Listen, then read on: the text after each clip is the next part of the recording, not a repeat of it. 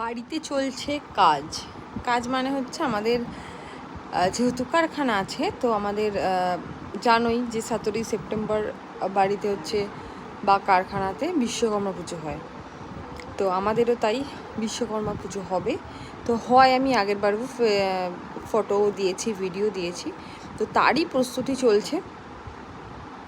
আলপনা দেয়া হচ্ছে, ঘর পরিষ্কার হয়ে গেছে। তার আগে মেশিনের ঘরটা, মানে আমাদের একটা ঘরে হচ্ছে মেশিনের কাজ হয়, তো সেই ঘরটা পরিষ্কার হয়ে গেছে।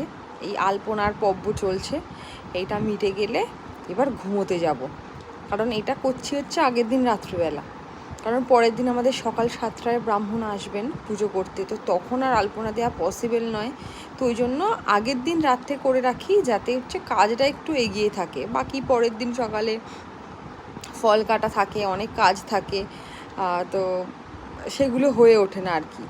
তাই জন্য আগের দিন আমরা একটু প্রিপারেশান নিয়ে রাখি, একটু সাজানো, একটু ঘর সাজানো, একটু ওই ফুল দিয়ে সাজানো, এই আর কি, এগুলো করে একটু রেডি করে রাখি।